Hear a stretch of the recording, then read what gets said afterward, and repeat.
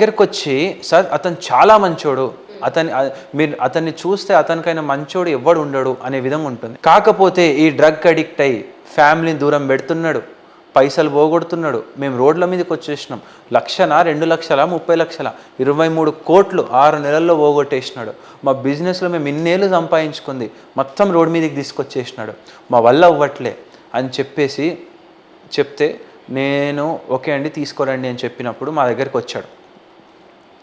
వచ్చిన తర్వాత మేము ఎట్లా నార్మల్గానే అనుకున్నాము, అతనికి మా దగ్గర యాక్సెస్ ఉండదు ఒకసారి అడ్మిట్ అయిపోయిన తర్వాత. MDMA అవన్నీ ఉండవు. 15 days ఎంత టార్చర్ చేసిండంటే ఒక డ్రగ్ విత్డ్రాల్ ఫేస్లో నేను ఇవ్వనట్లు చూడలే. He is very cruel. ఎంత క్రూయల్ అంటే అతని పుట్టుక అలాంటిది కాదు, అతని ఫ్యామిలీ అలాంటిది కాదు, అతని నెట్వర్క్ అలాంటిది కాదు, కానీ అంత క్రూయల్గా తయారయ్యాడు. మా హాస్పిటల్లో ఏసీలు బలగొట్టేసినాడు, టీవీలు బలగొట్టేసినాడు, వాషింగ్ మిషన్లు బలగొట్టేసినాడు, ప్రతిదీ. ఎందుకంటే వాడికి మందు దొరకట్లేదు. మేము అయినా కానీ with treatment we try to stabilise him. అతన్ని స్టెబిలైజ్ చేయడానికి ఆల్మోస్ట్ 30 రోజులు పట్టిందండి. దాని తర్వాత అతను రియలైజ్ అయిన తర్వాత నేను ఇంత క్రూయల్గా అయినా, నేను తీసుకున్న ప్రోడక్ట్ వల్ల నేను ఇంత లాస్ అయినా అని ఆ యొక్క ట్రాన్స్ నుంచి బయటికి వచ్చిన తర్వాత రియలైజ్ అయినాడు. And now is doing very good. MDMA addiction లేదు, బెట్టింగ్లో okay, they paid all recoveries because they are filthy rich, they paid recoveries and he is leading his life. ఆయన చూపించారా, ఇగో బాబు నువ్వు మంచి దీంట్లో ఉన్నాడు, హైప్లో ఉన్నప్పుడు ఇగో ఇవి నువ్వు చేసినవని చూపించినాం. What he felt? He said like, doctor ji I know I'm doing wrong, నేను తప్పు చేస్తున్నాను నాకు తెలుసు, నా మైండ్ కంట్రోల్. కానీ నేను ఏ రోజైతే బయట ఉన్నానో అది లేకపోతే నేను బతకలేకపోయినా, నాకు చనిపోయే ఆలోచనలు వచ్చినాయి. ఆ విధంగా అడిక్ట్ అయినా కాబట్టి నేను మీ దగ్గరకు వచ్చిన. ఈరోజు మీరు దాన్ని హ్యాపీగా ట్రీట్ చేసినారు. Now I'm happy. This is the extreme case అడిక్షన్లో. అండ్ ఇంకో కొన్ని అడిక్షన్స్ ఉంటాయండి. Alcohol, this is very common. Alcohol addiction తీసుకుంటే, ఆల్కహాల్ అనేది ఈ రోజుల్లో మన యొక్క తెలంగాణలో కానీ తెలుగు రాష్ట్రాలలో కానీ చాలా సింపుల్గా దొరికే థింగ్ ఆల్కహాల్. లీగల్గా ఉంటుంది, లైసెన్స్ ఉంటుంది, పోయి తీసుకుంటారు. చీప్ లిక్కర్ నుంచి మొదలు పెడితే కాస్ట్లీయెస్ట్ లిక్కర్ వరకు. సో మేజర్గా ఈ ఆల్కహాల్ యొక్క విత్డ్రాల్ సిమ్టమ్స్, ఆల్కహాల్తోని చాలా ఇష్యూస్ ఉంటాయి. ఆల్కహాల్ ఎలా మొదలు పెడతారంటే సోషల్ డ్రింకింగ్ లాగా మొదలు పెడతారు, అకేషనల్ డ్రింకింగ్. చాలామంది ఈ రోజుల్లో సోషల్ డ్రింకింగ్ తీసుకుంటూ ఉంటారు, కానీ that shouldn't override you. ఎప్పుడైతే నిన్ను ఓవర్ రైడ్ చేస్తుందో ఇంకా నువ్వు ఆల్కహాల్ మత్తులో పడి ఉదయం 4 గంటలకు స్టార్ట్ చేస్తాడండి తాగడం. అమ్మ బాబోయ్, 4కి స్టార్ట్ చేస్తారు. 4కి 90 ml తీసుకుంటే ఆ మత్తు గంట సేపు ఉంటుంది.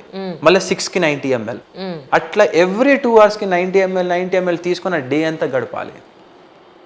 అలా వ్యవసాయం నుంచి ఆటో నడిపే వాళ్ళు, ఉద్యోగులు, బిజినెస్ మ్యాన్స్, మంచి హోదాలో ఉన్న వాళ్ళు, బాగా సంపాదించి లేట్ వయసులో, యుక్త వయసులో, మిడిల్ ఏజ్లో అందరి క్రైటీరియాలో ఉన్నారు. ఇప్పుడు ఆల్మోస్ట్ 100 మెంబర్స్లో 10 మంది ఇదే రేంజ్లో ఉన్నారు. రెగ్యులర్గా ఆల్కహాల్ తీసుకోవడం. ఎప్పుడైతే ఆల్కహాల్ తీసుకోరో విత్డ్రాల్ సిమ్టమ్స్ వస్తాయి. విత్డ్రాల్ సిమ్టమ్స్ అంటే ఏంటంటే వెరీ సింపుల్. మీరు ఎప్పుడైతే ఆల్కహాల్ తీసుకుంటారో, ఆల్కహాల్ మీ బ్రెయిన్ని రిలాక్స్ చేస్తుంది, మీ బ్రెయిన్ని నిద్రపుచ్చుతుంది.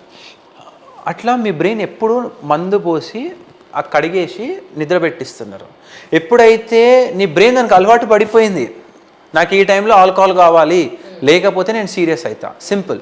మీరు ఎప్పుడైతే రోజు ఇప్పుడు ఫర్ ఎగ్జాంపుల్ డాగే ఉంది, డాగ్కి రోజుకి ఒక టైంకి ఫుడ్ పెట్టి అదే టైంలో ఫుడ్ పెట్టకుంటే ఎట్లా వస్తుంది? బ్రెయిన్ కూడా అంతే. నువ్వు రెగ్యులర్ ఆల్కహాల్ తీసుకొని నీ యొక్క బ్రెయిన్ని అట్లా ట్యూన్ చేసి నీ యొక్క న్యూరాన్స్ అట్లా ట్యూన్ అయిన తర్వాత, నీ hormonal neuro transmitter levels tune అయిపోయిన తర్వాత సడన్గా ఎప్పుడైతే ఆల్కహాల్ డ్రాప్ చేస్తారో విత్డ్రాల్ సిమ్టమ్స్ వస్తాయి. విత్డ్రాల్ సిమ్టమ్స్ ఎలా ఉంటాయంటే చేతులు వణుకుతాయి, ట్రిమర్స్, ఇట్లా వణుకుతూ ఉంటాయి, కాళ్ళు వణుకుతూ ఉంటాయి, చెమటలు వస్తుంటాయి, కడుపు నొప్పి, మోషన్స్, వామిటింగ్స్, కళ్ళు తిరిగి కింద పడిపోవడం. ఇది ఫస్ట్ స్టేజ్. సెకండ్ స్టేజ్లోకి వెళ్తారు. సెకండ్ స్టేజ్లోకి వచ్చేసి డెలీరియం స్టేట్లోకి వెళ్తారు. డెలీరియం స్టేట్ అంటే ఏంటంటే వాళ్ళు ఎక్కడున్న వాళ్ళకి తెలియదు. వింత వింతగా ప్రవర్తించడం, ఎవరు వస్తున్నారు ఏమో చేస్తున్నారు, వాళ్ళు ఎవరో ఎంబడబడుతున్నారు, నా వెనకాల ఎవరు ఎంబడబడుతున్నారు అని చెప్పేసి డోర్ల మధ్యలో పోయి దాక్కోవడము, నన్ను చంపాలని చూస్తున్నారని, అండ్ వాళ్ళు నేక్డ్ అవ్వడము, అండ్ వాళ్ళు చేసే పనులు. ఇప్పుడు ఫర్ ఎగ్జాంపుల్ వాళ్ళు మెకానిక్ అనుకోండి, ఏముండదు ముందల, కానీ మెకానిక్ లాగా యాక్షన్ చేయడము. సో ఇదంతా డెలీరియం ట్రెమెన్స్ అంటారు అనమాట. సో ఈ డెలీరియం అనేది చాలా సివియర్ స్టేజ్. ఈ స్టేట్లో చాలామంది హాస్పిటల్కి వెళ్తారు. అండ్ ఈ డెలీరియం తర్వాత వచ్చేసేది, ఈ డెలీరియం ఎక్సిడ్ అయితే చనిపోయే స్టేజెస్ కూడా ఉంటాయి. సో చాలా మంది ఓన్లీ ఆల్కహాల్ అంటే ఓన్లీ బయట దొరికేది ఆల్కహాల్ అనుకుంటారు. చాలా మంది కళ్ళు అంటే కళ్ళు ఏం కాదు, కళ్ళు మందు కాదు అనుకుంటారు. So toddy is silent killer. ఈ రోజుల్లో ఊర్లలో ఏదైతే కళ్ళు తాగుతున్నారో ప్రతి ఒక్కరు కళ్ళు కడిపోయింది. కళ్ళులో చాలా డ్రగ్స్ యూజ్ చేస్తారు. అంటే చెట్టు నుంచి డైరెక్ట్గా వచ్చే ఆ కళ్ళు ఆరోగ్యానికి చాలా మంచిదని కదా వీళ్ళందరూ అంటారు. అండి, ఈ రోజుల్లో మీరు లాజికల్గా ఆలోచించండి. మన యొక్క జనాభా ఎంత? తెలంగాణలో 4 నుంచి 5 కోట్ల మంది జనాభాకి మీరు ఎన్ని చెట్లు పెంచుతున్నారు, ఎంత కళ్ళు వస్తుంది, ఎంతమంది ప్యూర్గా తాగుతుంది? Completely adulterated. ఈరోజు ఏ ప్రోడక్ట్ అడల్టరేటెడ్ చెప్పండి? రైస్ నుంచి మొదలు పెడితే ప్రతి మనుషులే అడల్టరేటెడ్ అవుతున్నారు. సో నేను ఏమంటున్నా అంటే ఈ అడల్టరేటెడ్ టాడీ తీసుకోవడం వల్ల సంవత్సరాలండి, 40 సంవత్సరాలు 30 సంవత్సరాల నుంచి తాగుతూ ఉంటారు. అండ్ ఒక స్టేజ్కి వస్తుంది, వీటిని ఏమంటారంటే ఆల్కహాల్ ఇండ్యూస్డ్ సైకోసిస్. అంటే మీరు ఎప్పుడైతే ఒక మత్తు పదార్థం తీసుకుంటుందో, ఆల్కహాల్ కావచ్చు, కళ్ళు కావచ్చు, డ్రగ్స్ కావచ్చు, మీ యొక్క ఈ ఫ్రంటల్ కార్టెక్స్ అని ఉండదు.